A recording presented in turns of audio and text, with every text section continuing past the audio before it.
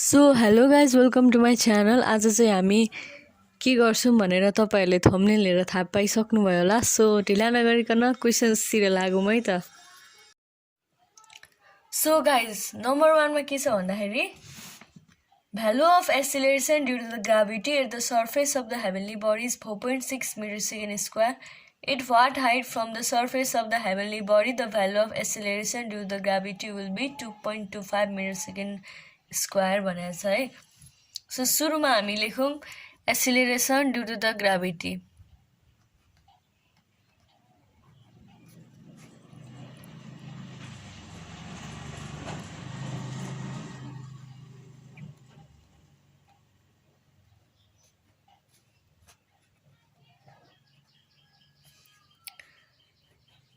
जी हामीलाई कति दिएको छ भन्दाखेरि 4.6 metre second square.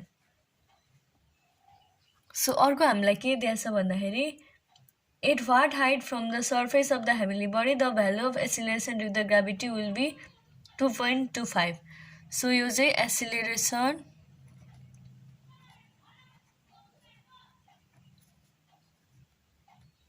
Due to gravity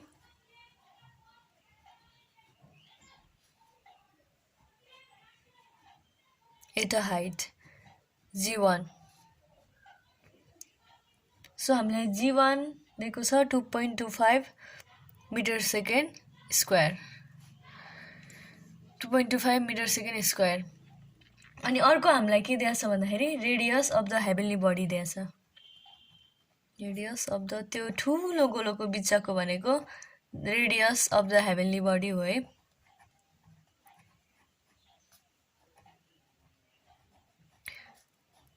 are कति दिएको छ भन्दाखेरि हामीलाई 4.5 × 10⁴ मिटर भनेको छ। अनि हाइट h = वाट भनेको छ है। सो नाउ यसमा कुन चाहिँ फर्मुला लाग्छ त? यसमा लाग्ने भनेको युजिङ द फर्मुला, कतिजनालाई याद पनि आइसक्यो होला। g1 = r² by r plus h² into g। So g1 को भ्यालु कति दिएको छ? 2.25 मिटर सेकेन्ड स्क्वायर। ए मिटर सेकेन्ड स्क्वायर त किन लेख्नु? अनि r² हामीलाई r दिएको छ 4.5 × 10⁴ को square by r plus h² into g हामीलाई दिएको छ 4.6। और अब यो r प्लस h² लाई यता लेखौँ। अनि यो 4.5 कति हुन्छ? 4.5 to the power 2 भनेको 20.25। 20.25 इन्टु 4 2 = 8 10⁸ बाई 2.25 इन्टु 4.6। और r plus h² = 20.25 into 4.6 into 4.6 = 93.15 into 10⁸ divided by 2.25।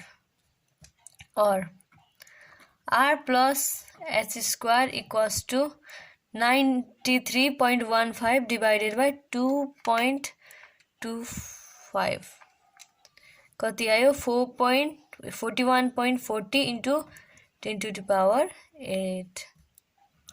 So अब हामी यो r प्लस h अब स्क्वायरलाई उता लाँदाखेरि रुटमा जान्छ। 41.4 इन्टु 10⁸ और r plus h = √under 41.40 6.43 into 10⁴ 4 2 = 8 हुन्छ नि त। अनि 10⁴ भयो। अब r को भ्यालु अब हालौँ है त। h = 6.43 into 10⁴ minus 4.5 into 10⁴। So अब हामीले यहाँ 10 to the power 4 कमन लियौँ अनि 6.43 minus 4.5 minus 4.5 गर्दाखेरि कति भयो 1.93 that's equals to 10 to the power 4 into 1.93 therefore h equals to 1.93 into 10 to the power 4 so यो चाहिँ हाम्रो क्वेसन नम्बर 1 को सोल्युसन भयो। नम्बर 2 मा चाहिँ के छ भन्दाखेरि the value of g on the surface of the earth is 9.8 meter second square if mass of the Jupiter is 319 times the mass of the earth and its radius is 11 times the radius of the earth. Find the value of g on the surface of the Jupiter. What will be the weight of a man having mass 50 kg on the surface of the Jupiter भनेको छ। So here the value of g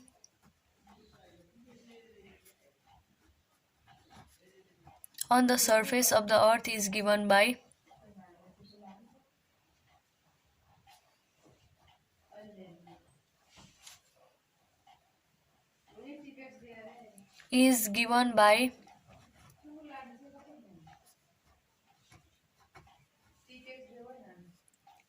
g equals to gm by r square। यसलाई हामी equation 1 मान्दियौं। Equation 1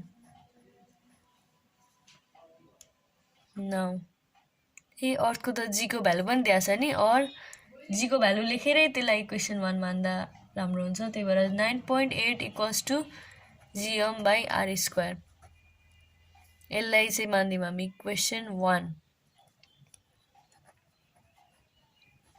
यो काट्दियौं है। Now then the value of Jupiter is 319 times the mass of the earth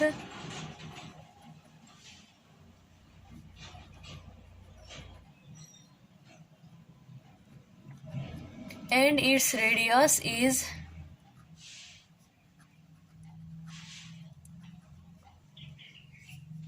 11 times the radius of the earth, hence the radius of the earth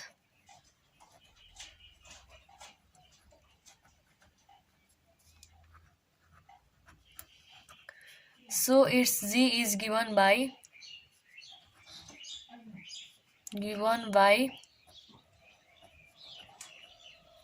g equals to g 319 m by 11 r square।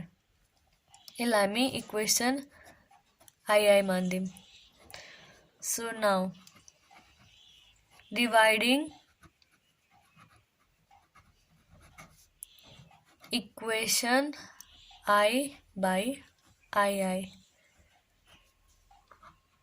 9.8 by G1 equals to Gm by R square by G 319m by 11 R square, or 9.8 divided by G1 equals to Gm by R square into 11 R square गरिदिहालौं न भरे धेरै step लामो किन बनाउनु a to the power 2 121 R square by 319 Gm। So यो Gm काट्यो, sorry के काटे मैले 121 Gm काट्यो, R square काट्यो। So or 9.8 by G1 equals to 121 by 319. So 121 divided by 319 or 9.8 by G1 equals to 3.79 आयो है, 0.79 379 or 9.8 divided by 0.379 equals to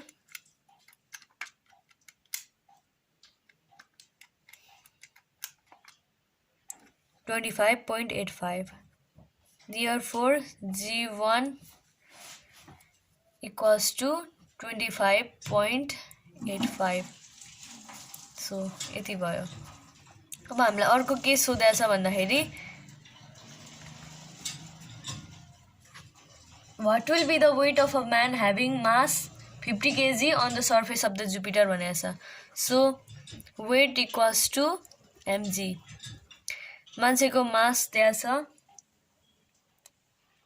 50 kg. 50 into acceleration due to the gravity हामीले भर्खर निकालेको 25.85. So 25.85 into 50 equals to 1292.87. So यो चाहिँ यति चाहिँ 2 नम्बरको एन्सर हो. So number 3 मा चाहिँ के भनेको छ भन्दाखेरि in the figure below, two identical metal balls having A and B equal masses. A and B having equal masses. दुईटा identical ball A and B जसको चाहिँ बराबरी छ अरे मास चाहिँ अनि are being dropped towards the surface of the earth in the moon. एउटा चाहिँ surface of the moon मा ड्रप हुँदैछ अरे अर्को चाहिँ surface of the earth मा ड्रप हुँदैछ अरे. Analyze the given data and answer the following questions भनेको छ. यहाँ चाहिँ मुनको acceleration due the gravity 1.67 metre second square छ अनि अर्थको चाहिँ 9.8 मिटर सेकेन्ड स्क्वायर छ. सो आई नम्बरको हामी एन्सर लेखौँ है त. आई नम्बर हियर के भनेको छ भन्दाखेरि if metal balls are release simultaneously which one does strike the ground faster भनेको छ है. सो यहाँ हामीले दुईटा केसमा लेख्नुपर्छ. इन मुन एउटा अनि अर्को in earth. So in moon भनेको acceleration due the gravity 1.67 metre second square अनि हाइट भनेको 10 मिटर अनि इनिसियल भ्यालुसिटी चाहिँ 0 हुन्छ किनभने इफ द अब्जेक्ट इज कुनै पनि अब्जेक्ट भर्टिकल्ली तल झर्दैछ भने त्यसको एक्सिलरेसन ड्यू द ग्राभिटी 0 हुन्छ. यो चाहिँ हामीले 9 मा पढेको 10 मा पनि चाहिने रहेछ है. Equals to 9.8 metre second square अनि यसको हाइट पनि सेम छ 10 मिटर अनि यु इक्वल्स टु यहाँ पनि 0 छ. सो नाउ यो फर्मुला कसलाई याद छ कसलाई याद छैन है. हामीले 9 मा पढेको GT plus UT plus 1/2 GT square. मलाई त मजाले याद रहेन रहेछ.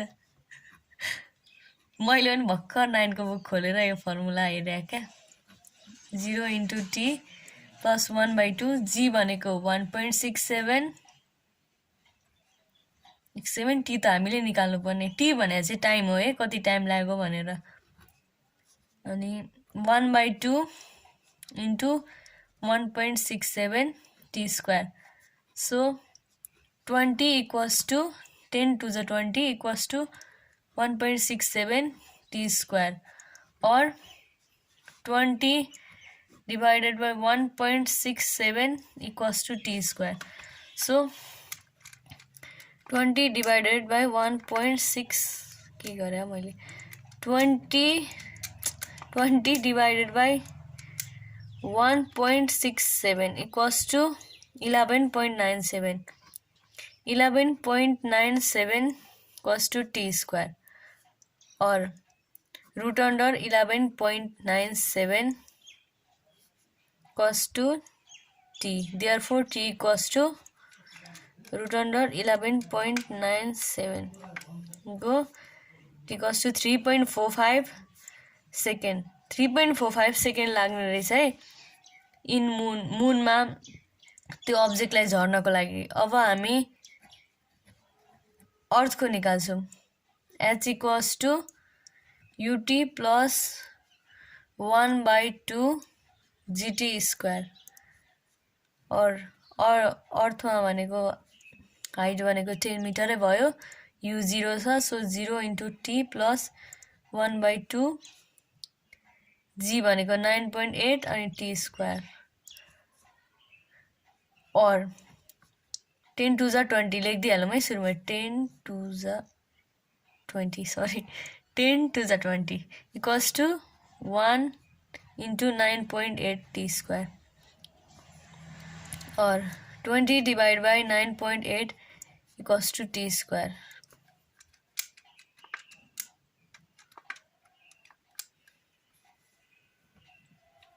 .04 equals to t square or root under 2.04 equals to t, therefore t equals to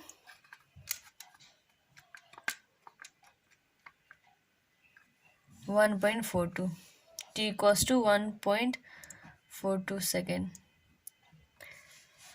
So if both the metal balls are released simultaneously, B will strike on the ground faster किनभने मुनमा 3.45 second लाग्छ अनि अर्थमा 1.42 second लाग्छ. So hence if both the metal balls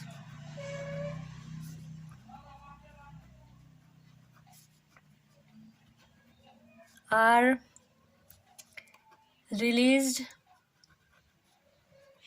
simultaneously,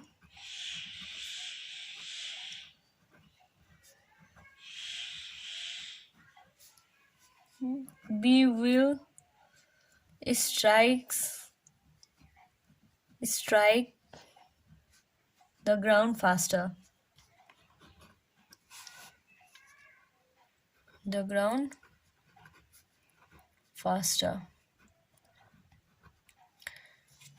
So अर्को I नम्बरमा के सोधेछ भन्दाखेरि a person lifts 30 kg on the surface of the earth.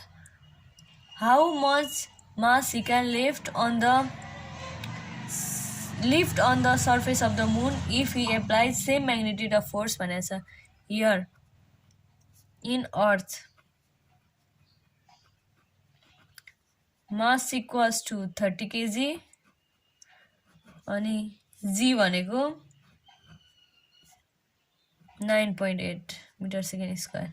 So now force equals to mg. 30 into 9.8 equals to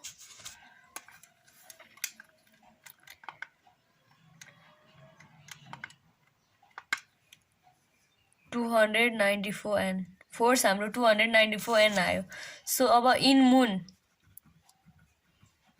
force भनेको if he applies same magnitude of force भनेको छ. So मुनमा पनि force same हुन्छ है 294 n अनि g भनेको 1.67 meter second square.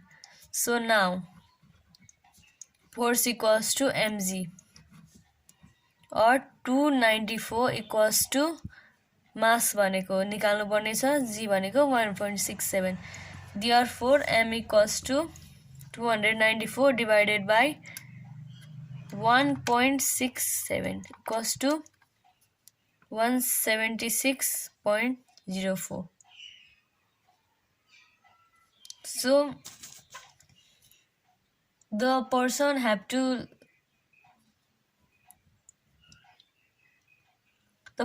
can lift to 176.04 kg mass on the surface of the moon, eh? So that's question number 4 मा चाहिँ के भनिरहेछ भन्दाखेरि answer the following questions on the basis of given diagram भनेछ. यहाँ एउटा figure x दिएछ अनि अर्को फिगर y दिएछ. त्यसको आधारमा हामीले यहाँ दुईटा क्वेशन्स छ हो त्यसको एन्सर दिनुपर्ने हुन्छ है. सुरुमा क्वेशन नम्बर I मा के भनेछ भन्दाखेरि which has more gravitational force between figure x and figure y अनि y भनेछ. So here figure y has more gravitational force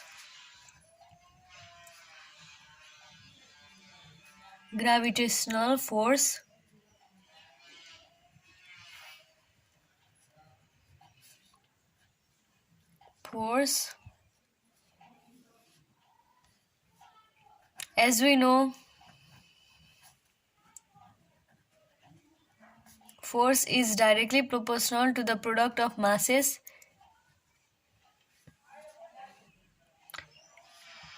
and the masses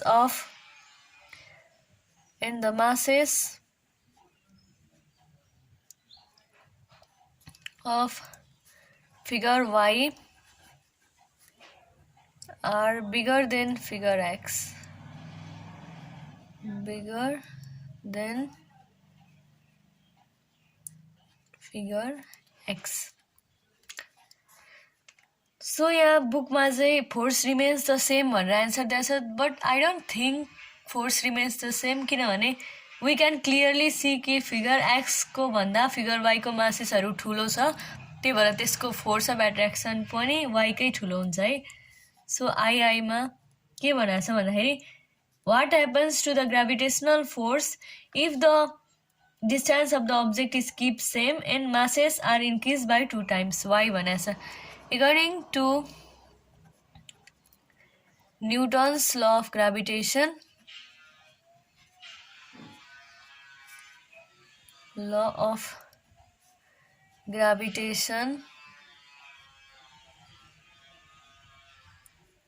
force equals to G m1 dot m2 by d square. Equation I. According to question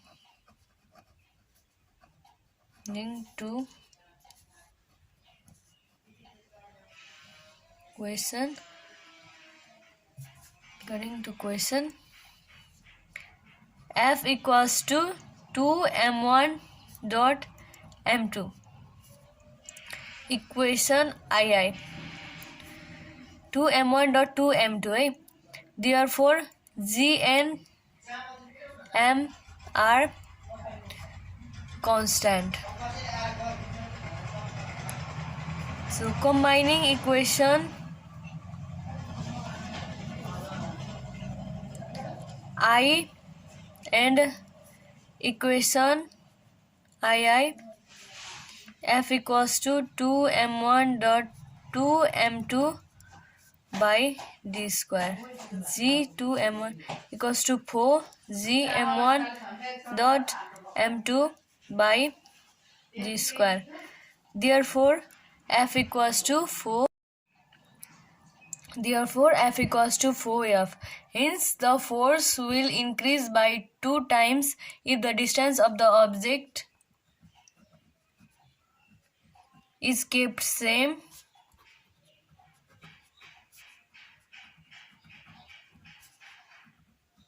and masses are increased by 2 times. Masses are increased by 2 times. So यति नै हो answer चाहिँ. यो y को answer पनि ई पर्छ, so y को answer फाल्टु लेखिराख्नु पर्दैन. So guys, that's it for this video. अनि लास्टमा चाहिँ I wish you guys Merry Christmas.